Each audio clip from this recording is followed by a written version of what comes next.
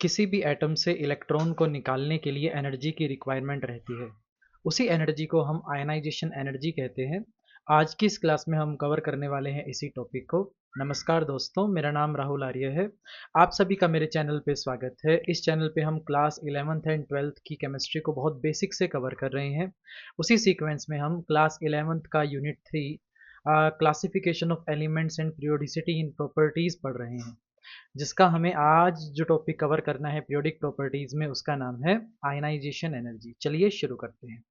Periodic properties उन properties को बोलते हैं जो वेरिएशन शो करती है जब आप पीरियोडिक टेबल में मूव करते हैं आप ऊपर से नीचे, टॉप टू बॉटम किसी ग्रुप में, या फिर आप मूव करते हैं लेफ्ट टू राइट किसी पीरियड के अंदर। यानी ऊपर से नीचे या लेफ्ट से राइट मूव करने पे जिन प्रॉपर्टीज की वैल्यू चेंज होती है उन्हें पीरियोडिक प्रॉपर्टीज बोला जाता है।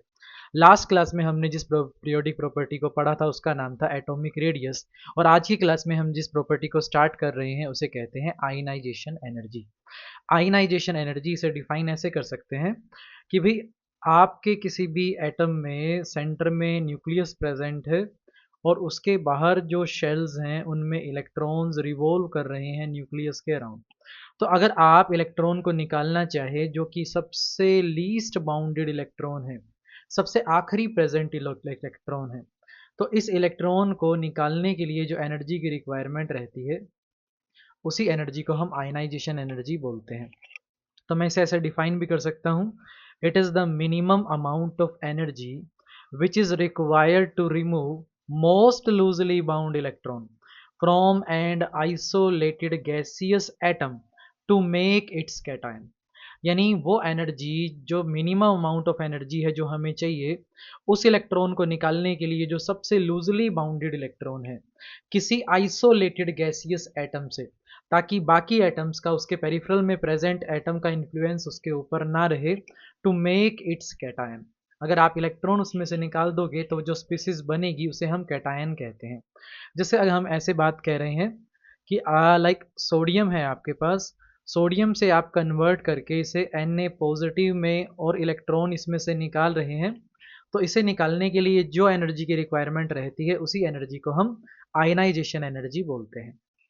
ठीक है, तो ये हमारी कहलाई आयनाइजेशन एनर्जी। अब ये आयनाइजेशन एनर्जी, इसके आगे एक फर्दर वर्ड आता है। जैसे हम एक वर्ड लें, इसे कहते हैं सक्सेसिव आयनाइजेशन एनर्जी। तो वर्ड सक्सेसिव, सक्सेसिव का सिंपल सा मीनिंग होता है one after another. like if you want to remove the first electron, then the energy is required which is called as the first ionization energy or ionization energy first. In similar way, if we want to remove the second electron, then the more amount of energy will be required, that is called as the second ionization energy. In similar way, we can also remove the third electron, like for from iron we can remove first electron, second electron and third electron, and different amount of energy is required to remove each one. For first one, the energy required is ionization energy 1. For second one, the energy required is ionization energy 2. And for third one, the amount of energy required is called as the ionization energy 3. तो electron निकालने के लिए हमें energy चाहिए होती है। अगर आप एक इलेक्ट्रॉन के बाद दूसरा, दूसरे के बाद तीसरा निकाल रहे हैं, उसके लिए जो अमाउंट ऑफ एनर्जी चाहिए उसके लिए वर्ड यूज होता है सक्सेसिव का, एक के बाद अगली आयनाइजेशन एनर्जी का। तो एक क्वेश्चन आता है हमारे माइंड में कि भाई जब भी आप किसी एक न्यूट्रल एटम से, आपने क्या किया, आयरन है जिसकी outer most electronic configuration 3d6 4s2 है, इस आउटर मोस्ट इलेक्ट्रॉनिक कन्फिग्रेशन में से आप फर्स्ट इलेक्ट्रॉन रिमूव कर रहे हो, तो फर्स्ट इलेक्ट्रॉन हमेशा रिमूव होगा जो सबसे आखिरी में प्रेजेंट है। और सबसे आखिरी में प्रेजेंट कौन है? जिसका n का नंबर सबसे ज़्यादा है, जिसका n मैक्सिमम होगा, जिस इलेक्ट्रॉन के शेल का नंबर मैक्सिमम होगा, उसी को निकालना सबसे ज़्यादा आसान होता है। और आप इसे ऐसे भी समझे, क्या हो अगर n की वैल्यू सेम हो जाए। जैसे हमारा फर्स्ट शेल में तो सिर्फ s ही सब शेल होती है, लेकिन सेकंड में एस भी होती है और पी भी होती है, थर्ड में एस भी होती है, पी भी होती है, डी भी होती है, ऐसे ही फोर्थ में एस भी, पी भी, डी भी और एफ भी होती है, according to the quantum number, solution of the quantum number जो हमने पहले पढ़ लिए थे। यानी इलेक्ट्रॉन अगर आप निकाल रहे हैं और वो निकाल रहे हैं किसी भी पर्टिकुलर शेल में से, तो अब क्वेश्चन अराइज करता है कि भाई अगर कोई इलेक्ट्रॉन निकल रहा है और वो n इज इक्वल टू 4 सभी में कॉमन है, तो वो इलेक्ट्रॉन किस में से निकलेगा? तो ये डिपेंड करता है कि उनमें से कौन सी वाली सब शेल न्यूक्लियस के कितना क्लोज है। तो देखिए, इसे कहते हैं पेनिट्रेशन इफेक्ट। कौन सी शेल न्यूक्लियस के कितने अंदर तक, न्यूक्लियस के पास कितना अंदर तक जा रही है, इसी को पेनिट्रेशन इफेक्ट कहते हैं। और किसी भी n में प्रेजेंट जो सब शेल्स होती हैं, उनमें से s सबसे ज़्यादा पेनिट्रेटेड होती है, देन P थोड़ा सा दूर प्रेजेंट होती है, D और ज़्यादा दूर प्रेजेंट होती है, और F सबसे ज़्यादा दूर प्रेजेंट होती है। यानी सबसे ज़्यादा पेनिट्रेशन इफेक्ट जो होता है वो S का, देन उसके बाद P का, देन उसके बाद D का, और सबसे कम फिर आपका F का होता है। यानी इलेक्ट्रॉन अगर आप निकाल रहे हैं, लाइक अगर कहीं पर इलेक्ट्रॉन प्रेजेंट है 4s2 और 4p2 में, तो जो पहले इलेक्ट्रॉन निकलेंगे वो 4p से निकलेंगे। अब एक क्वेश्चन हमारे माइंड में अराइज करता है कि भाई जो ये आप सक्सेसिव आयनाइजेशन एनर्जी पढ़ रहे हैं, इनके अगर आपस में कंपैरिजन किया जाए सक्सेसिव आयनाइजेशन एनर्जी का, तो आयनाइजेशन एनर्जी 1 का जो मैग्नीट्यूड है, सेकंड का जो मैग्नीट्यूड है और थर्ड का जो मैग्नीट्यूड है, वो कैसे एक दूसरे से कम या एक दूसरे से ज़्यादा होता है, उसके पीछे का कारण क्या है, इसे हमें पढ़ना है। देखो, जब आप किसी न्यूट्रल एटम में से एक सिंगल इलेक्ट्रॉन को बाहर निकाल देते हो, इलेक्ट्रॉन को बाहर निकालने के बाद जो स्पीसीज बचती है उसे कैटायन कहते हैं, और उस कैटायन पे एक सिंगल यूनिट पॉजिटिव चार्ज आ जाता है। तो आप इसे ऐसे समझ सकते हैं कि भाई अगर आप सोडियम को डील कर रहे हो जिसका एटॉमिक नंबर 11 है, एटॉमिक नंबर 11 ये दर्शाता है कि इसके अंदर इलेक्ट्रॉन और प्रोटॉन का नंबर एक समान होगा, इलेक्ट्रॉन का नंबर भी इसके अंदर 11 होगा और प्रोटॉन का नंबर भी इसके अंदर 11 होगा। लेकिन जैसे ही आप एक सिंगल इलेक्ट्रॉन निकालते हैं तो इलेक्ट्रॉन का नंबर घट के 11 से 10 बच जाता है, जबकि प्रोटॉन जो कि न्यूक्लियस में प्रेजेंट है वो अभी भी 11 ही रहते हैं। यानी अब 11 प्रोटॉन अट्रैक्ट कर रहे हैं 10 इलेक्ट्रॉन को अपनी तरफ। तो आप कह सकते हैं कि जो इफेक्टिव न्यूक्लियर चार्ज है वो इंक्रीज हो गया है, जिसके कारण जो रेडियस होता है कैटायन का वो घट जाता है, और न्यूट्रल एटम के कंपैरिजन में कैटायन का रेडियस थोड़ा सा छोटा हो जाता है। अब जब आप इस छोटे रेडियस में से, जिसका साइज ऑलरेडी कम हो गया है, जिसका इफेक्टिव न्यूक्लियर चार्ज बढ़ गया है, जब आप इसमें से सेकंड इलेक्ट्रॉन को माइनस करते हैं और इस स्पीसीज पे, किसी स्पीसीज पे आप चार्ज लाना चाहते हैं 2+ का, 2 इलेक्ट्रॉन आप निकालना चाहते हैं, क्योंकि पहले के मुकाबले में साइज छोटा हो गया है, पहले के मुकाबले में जो इफेक्टिव न्यूक्लियर चार्ज है वो बढ़ गया है, तो पहले के मुकाबले में अब जो एनर्जी की रिक्वायरमेंट रहेगी वो पहले से ज़्यादा रहेगी। यानी आयनाइजेशन एनर्जी फर्स्ट के कंपैरिजन में ज़्यादा वैल्यू होती है आयनाइजेशन एनर्जी सेकंड की। ऐसे ही जब आप थर्ड इलेक्ट्रॉन को निकालने की किसी भी केस में बात करते हैं, तो उसे निकालने के लिए क्योंकि साइज और ज़्यादा छोटा हो गया है, क्योंकि इफेक्टिव न्यूक्लियर चार्ज और ज़्यादा बढ़ गया है, तो इसके केस में आपने और ज़्यादा एनर्जी की रिक्वायरमेंट रहेगी। तो जो आयनाइजेशन एनर्जी थर्ड है उसकी वैल्यू इन सब में सबसे ज़्यादा होगी। और आपको इस बात का ध्यान रखना है, अगर आप किसी से प्रैक्टिकली इलेक्ट्रॉन को निकालना चाहते हैं, तो आप मैक्सिमम से मैक्सिमम 3 इलेक्ट्रॉन को निकाल सकते हैं। इस वजह से जो एक्चुअल चार्ज की जो वैल्यू होती है, आपने कैटायंस पढ़े होंगे, तो लाइक आपने सोडियम 1+ पढ़ा है, आयरन 2+ और 3+ पढ़ा है, कॉपर 1+ और 2+ पढ़ा है, पीबी 2+ पढ़ा है, यानी बहुत सारे आपने ऐसे केसेस पढ़े हैं जिसके अंदर पॉजिटिव चार्ज कैटायन पे होता है, और आप पाएंगे कि हमेशा उनकी वैल्यू आइदर तो आपको +1 मिलती है या +2 या +3। यानी मैक्सिमम हद तक आप 1 इलेक्ट्रॉन या 2 इलेक्ट्रॉन या 3 इलेक्ट्रॉन निकाल सकते हैं, और वो एनर्जी पहले के केस से, यानी पहले इलेक्ट्रॉन को जितने निकालने के लिए चाहिए उससे कि दूसरी ज़्यादा चाहिए होती है, और दूसरे के कंपैरिजन में तीसरी हमें और ज़्यादा चाहिए होती है। ये सक्सेसिव आयनाइजेशन एनर्जी का ट्रेंड होता है, और इसके पीछे का रीज़न इफेक्टिव न्यूक्लियर चार्ज का बढ़ जाना होता है। अब बात करते हैं कि भी सक्सेसिव हमने पढ़ ली, आयनाइजेशन एनर्जी कुछ हमें समझ में आ गई है। अब मेन क्वेश्चन अराइज करता है कि वो कौन से फैक्टर्स हैं, वो कौन से फैक्टर हैं जो आयनाइजेशन एनर्जी को अफेक्ट करते हैं। हमें बेसिकली उन फैक्टर के बारे में पढ़ना है। अगर हमने उन फैक्टर को अच्छे से समझ लिया तो आप आयनाइजेशन एनर्जी को कंपेयर भी कर सकते हैं, और ये बता सकते हैं कि किसके लिए आयनाइजेशन एनर्जी कम होगी, किसके लिए आयनाइजेशन एनर्जी ज़्यादा होगी। तो वन बाय वन करके उन फैक्टर्स को पढ़ना हम स्टार्ट कर देते हैं। देखो, जो फर्स्ट फैक्टर हमें पढ़ना है उसे एटॉमिक रेडियस बोलते हैं, जो सबसे मेन प्रोमिनेंट फैक्टर है, जो हमने लास्ट क्लास में पढ़ा था। अगर आपने लास्ट क्लास अभी तक देखी नहीं है तो मेरी लास्ट इससे पहले वाली वीडियो जाके देख सकते हैं। उसमें मैंने पूरा अच्छे से डिटेल में एटॉमिक रेडियस को कवर किया है। इस क्लास में देखिए, जहाँ मैं ये कहना चाहता हूँ कि भी एटॉमिक रेडियस कैसे अफेक्ट करता है आयनाइजेशन एनर्जी को, जिसे मैं शॉर्ट में आई ई लिखता हूँ। This ionization energy is inversely proportional to the atomic radius. यानी जितना ज़्यादा बड़ा एटम का रेडियस होगा, आखिरी इलेक्ट्रॉन न्यूक्लियस के इन्फ्लुएंस में उतना कम होगा और उसे निकालना उतना ही आसान होगा। और अगर आसानी से उस इलेक्ट्रॉन को निकाला जा सकता है तो आयनाइजेशन एनर्जी की वैल्यू उस इलेक्ट्रॉन के लिए कम होने वाली है। यानी एटॉमिक रेडियस अगर ज़्यादा होगा तो आयनाइजेशन एनर्जी कम होगी, और एटॉमिक रेडियस अगर कम होगा तो आयनाइजेशन एनर्जी ज़्यादा होगी। इन्वर्सली प्रोपोर्शनल का रिलेशन यही होता है। अब अगर आपको ये समझ में आ गया कि कैसे आप एटॉमिक रेडियस से कंपेयर करके आयनाइजेशन एनर्जी की वैल्यूज़ को एक्सप्लेन करते हैं, तो फर्स्ट फैक्टर समझ लिया, तो सेकंड और बाकी फैक्टर, क्योंकि वो सभी के सभी आयनाइजेशन एनर्जी को अफेक्ट करते हैं, इसलिए अगर आयनाइजेशन एनर्जी आप पढ़ना चाहते हैं तो वो सभी फैक्टर भी आपको समझ में आने चाहिए।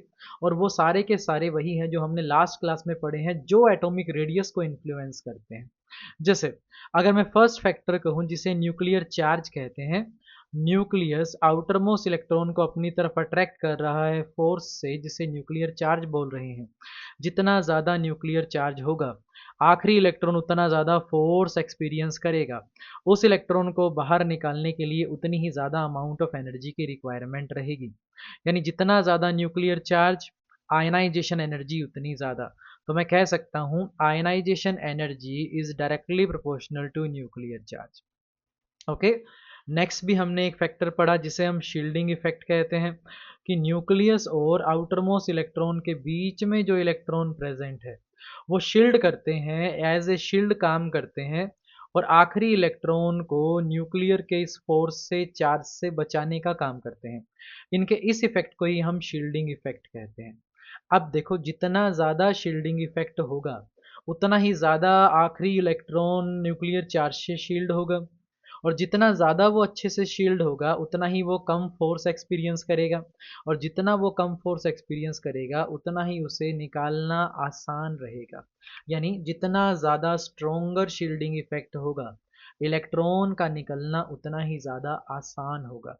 यानी अगर हमसे पूछा जाए कि आयनाइजेशन एनर्जी और शील्डिंग इफेक्ट का रिलेशन क्या है, तो हम कहेंगे कि इन्वर्सली प्रोपोर्शनल का रिलेशन है।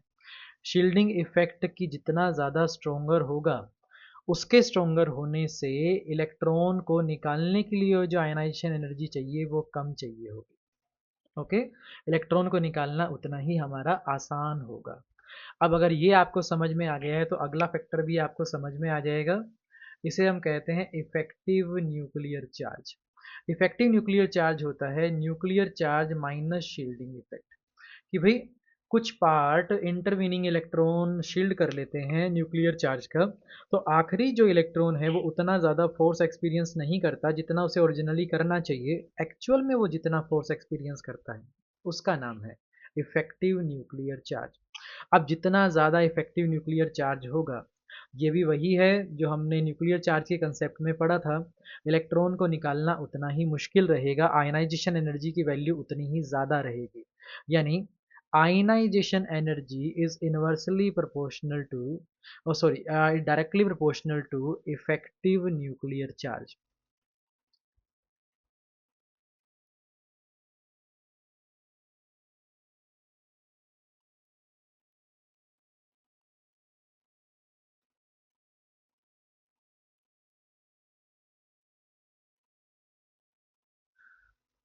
So ionization energy is directly proportional to the value of effective nuclear charge, like it is also directly proportional to the value of the nuclear charge. जितना ज़्यादा फोर्स ऑफ अट्रैक्शन न्यूक्लियस और outermost electron के बीच में होगा उतना ही ज़्यादा मुश्किल होगा उस पर्टिकुलर इलेक्ट्रॉन को निकालना, और जितना कम फोर्स ऑफ अट्रैक्शन होगा उतना ही आसान होगा उस आखिरी इलेक्ट्रॉन को निकालना। यानी हमने जो तीन चार मेन फैक्टर पढ़े, एटॉमिक रेडियस पढ़ा, न्यूक्लियर चार्ज पढ़ा, शील्डिंग इफेक्ट पढ़ा ना, इफेक्टिव न्यूक्लियर चार्ज पढ़ा, ये सारे इन्फ्लुएंस करते हैं हमारे वैल्यू ऑफ आयनाइजेशन एनर्जी को। और लास्ट हमारी कुछ इलेक्ट्रॉनिक कन्फिग्रेशंस होती हैं। कुछ इलेक्ट्रॉनिक कन्फिग्रेशन होती हैं जो ज़्यादा स्टेबल होती है, जैसे जो हाफ फिल्ड और कंप्लीटली फिल्ड इलेक्ट्रॉनिक कन्फिग्रेशंस होती हैं वो ज़्यादा स्टेबल होती हैं। जैसे हम कहें कि भी नाइट्रोजन की जो इलेक्ट्रॉनिक कन्फिग्रेशन है, it is 2s2 and 2p3। तो p के अंदर जो इलेक्ट्रॉन्स आते हैं, क्योंकि p सबशेल में 3 ऑर्बिटल होते हैं, तो इसके अंदर 3 इलेक्ट्रॉन का प्रेजेंट होना। आखिरी ये जो आपका ये जो 2p में जो आपके 3 इलेक्ट्रॉन प्रेजेंट है, या अगर मैं एक केस कहूँ इसके अंदर लाइक नियोन के केस में, it is 2s2 and 2p6। तो आखिरी वाले ये जो आपके 2p के ऑर्बिटल्स हैं, इनके अंदर 6 इलेक्ट्रॉन का प्रेजेंट होना। ऐसी इलेक्ट्रॉनिक कन्फिग्रेशंस की स्टेबिलिटी थोड़ी एक्सेस रहती है, थोड़ी ज़्यादा रहती है, जिसकी वजह से इलेक्ट्रॉन को निकाल पाना थोड़ा मुश्किल हो जाता है। और जब इलेक्ट्रॉन को निकालना मुश्किल होगा तब वैल्यू ऑफ आयनाइजेशन एनर्जी हमेशा ज़्यादा मिलेगी। यानी ये भी डिटरमाइन करता है कि इलेक्ट्रॉनिक कन्फिग्रेशन कैसी है।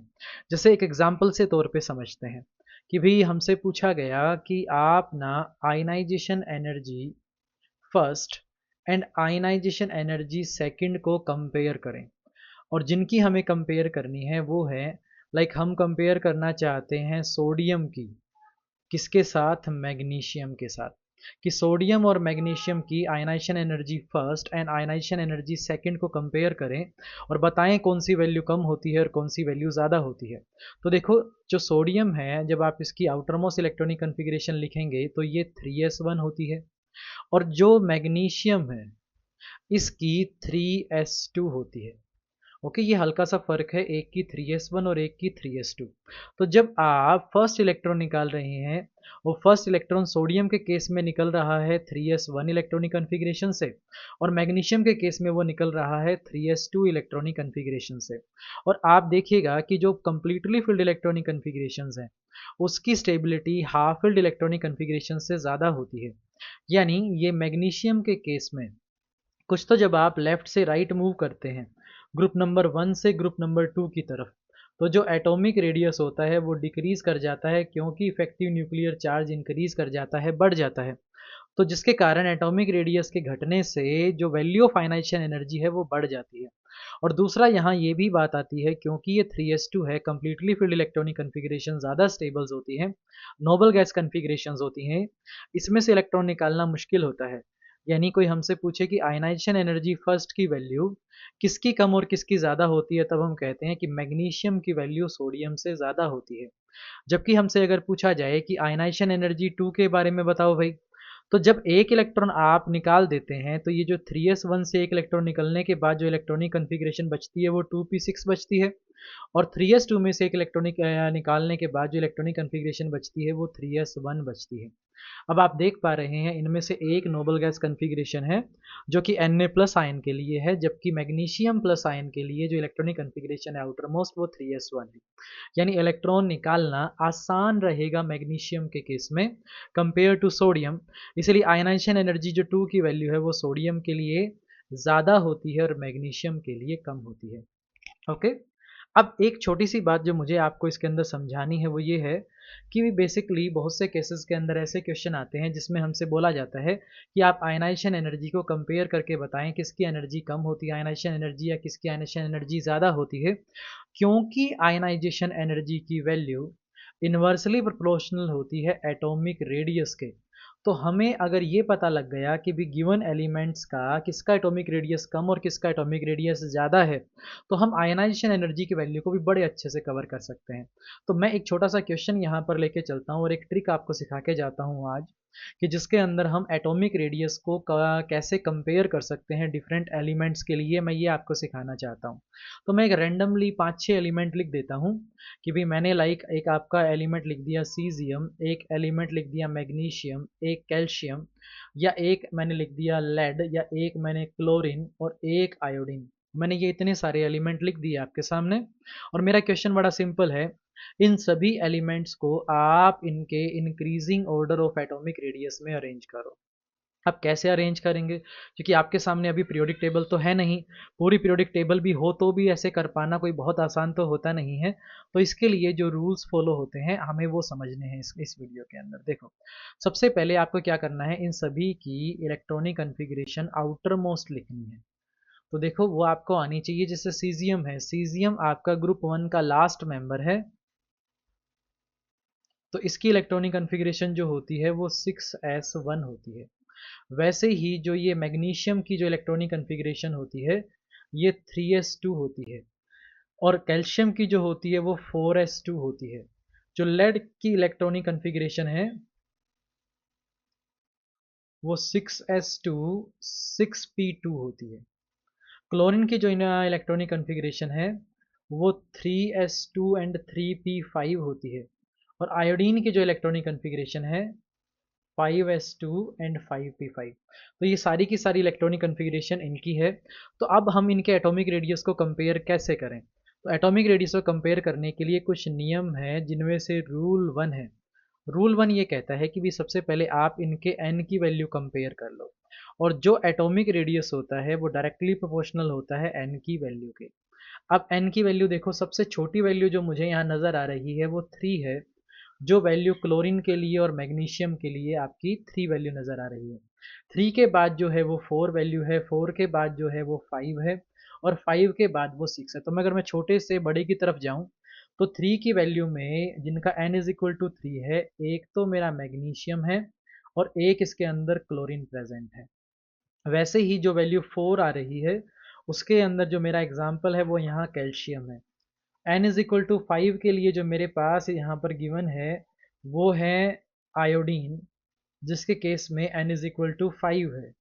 और वैसे ही जो मेरा 6 है एलिमेंट यहाँ, n इज इक्वल टू 6 जो है वो हमारा है यहाँ दो के लिए, एक है सीजियम के लिए और एक है मेरे पास लेड के लिए। यानी पहले n इज इक्वल टू 3 वाले आएंगे, फिर उनसे बड़ा size n is equal to 4 का होगा, फिर 5 का होगा, फिर 6 का होगा।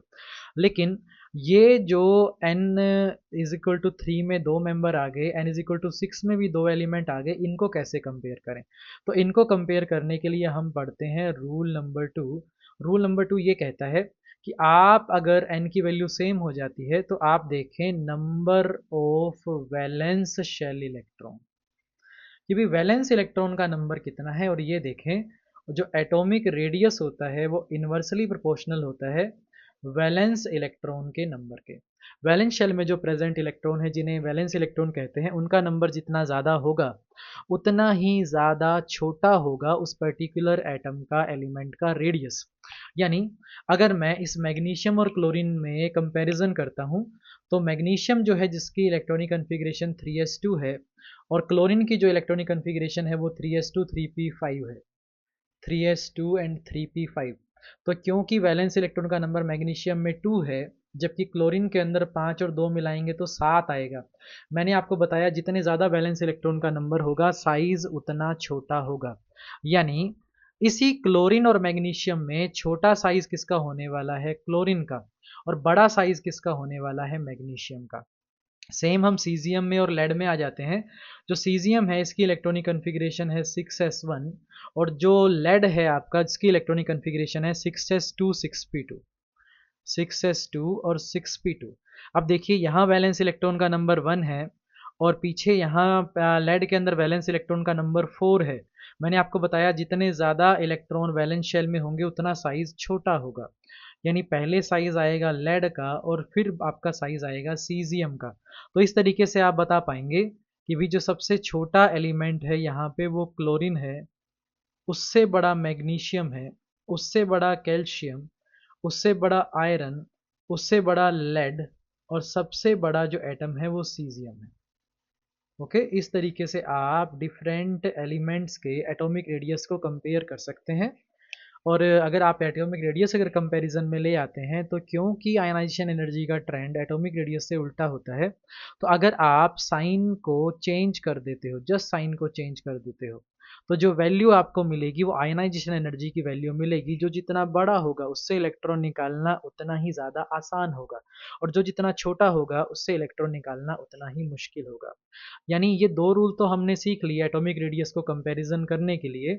बस एक बात मैं आपको और सिखाना चाहता हूँ कि जैसे अगर मैं एक एग्जांपल लूँ, मैंने लिया यहाँ एक एलिमेंट नियोन, एक लिया सोडियम आयन, एक लिया फ्लोरीन सिंगल माइनस, एक लिया ऑक्सीजन 2 माइनस और एक लिया नाइट्रोजन 3 माइनस।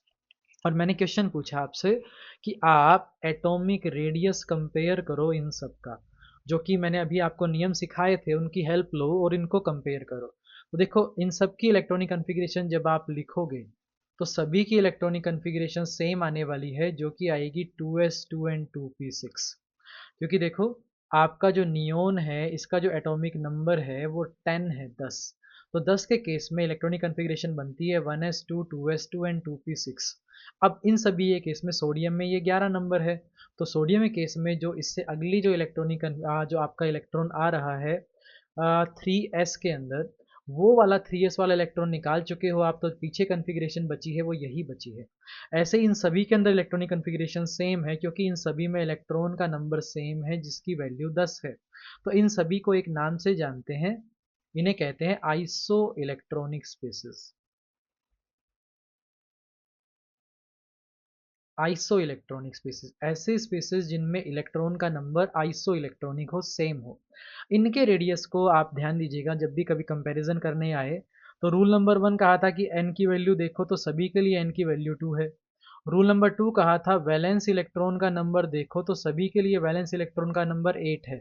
तो ना तो रूल नंबर 1 से आप इन्हें कंपेयर कर पाए, ना रूल नंबर 2 से कंपेयर कर पाए। ऐसे केस के अंदर जो आपको रूल यहाँ लागू करना है उसे रूल नंबर 3 कहते हैं। और रूल नंबर 3 ये कहता है कि उनके चार्ज की वैल्यू देखो। किसी न्यूट्रल एटम से ज़्यादा बड़ा साइज होता है उसका जिसके ऊपर सिंगल नेगेटिव चार्ज हो, उससे बड़ा होता है जिसके ऊपर 2 नेगेटिव चार्ज हो, उससे बड़ा होता है जिसके ऊपर 3 नेगेटिव चार्ज हो। और न्यूट्रल एटम से छोटा वो होता है जिस पे 1 यूनिट पॉजिटिव चार्ज, और छोटा जिस पे 2 यूनिट पॉजिटिव चार्ज, और सबसे छोटा होता है जिस पे 3 यूनिट पॉजिटिव चार्ज। यानी आप मैग्नीट्यूड और काइंड ऑफ चार्ज देखकर इस बात का अंदाज़ा लगा सकते हैं कि भाई कौन बड़ा होगा और कौन छोटा होगा। इसे ऐसे कह सकते हैं कि लाइक सोडियम और सोडियम प्लस में छोटा कौन और बड़ा कौन। तो सोडियम प्लस क्योंकि पॉजिटिव चार्ज है उसके ऊपर तो वो छोटा होगा। इन सिमिलर वे फ्लोरीन और फ्लोरीन -1 में ज़्यादा बड़ा कौन होगा। तो फ्लोरीन 1 नेगेटिव के केस में क्योंकि उसके ऊपर नेगेटिव चार्ज है तो वो बड़ा होगा। रीज़न वही बड़ा सिंपल है कि लाइक अगर मैं फ्लोरीन की बात करूं जिसका एटॉमिक नंबर 9 होता है, तो इसके अंदर इलेक्ट्रॉन और प्रोटॉन का नंबर 9 और 9 ही होगा। लेकिन जैसे ही आप एक इसको 1 एक्स्ट्रा इलेक्ट्रॉन दे देते हो तो इलेक्ट्रॉन का नंबर बढ़ के 10 हो जाता है, और प्रोटॉन का नंबर उतना ही रहता है 9 के बराबर। तो अब 9 प्रोटॉन अट्रैक्ट कर रहे हैं 10 इलेक्ट्रॉन को, तो जो इफेक्टिव न्यूक्लियर चार्ज हो जाता है वो कम हो जाता है जिसकी वजह से साइज बढ़ जाता है। यानी इन सभी स्पीसीज में जब हमें रेडियस कंपेयर करने को कहा, तो क्योंकि आइसो इलेक्ट्रॉनिक है तो इसका रेडियस कंपैरिजन करने में मैं रूल नंबर 3 लगाऊंगा। और रूल 3 लगाते ही मैं कहूंगा कि भी जो नाइट्रोजन एटम जिसके ऊपर 3 नेगेटिव चार्ज है वो सबसे बड़ा है, और सोडियम एटम जिस पे 1 यूनिट पॉजिटिव चार्ज है वो सबसे छोटा। तो आज की इस वीडियो में हमने बेसिकली पढ़ा आयनाइजेशन एनर्जी के बारे में, और आयनाइजेशन एनर्जी किन किन फैक्टर पे डिपेंड करती है। क्यों वो आयनाइजेशन एनर्जी नोबल गैसेस के लिए ज़्यादा होती है, क्योंकि उसके अंदर कंप्लीटली फिल्ड इलेक्ट्रॉनिक कन्फिग्रेशन का केस होता है। और वो नियम पढ़े जिससे आप एटॉमिक रेडियस को कंपेयर करके आयनाइजेशन एनर्जी को कंपेयर कर सकते हैं। आज की इस वीडियो के लिए इतना ही। मिलते हैं अगली वीडियो में अगले टॉपिक के साथ। थैंक यू, धन्यवाद।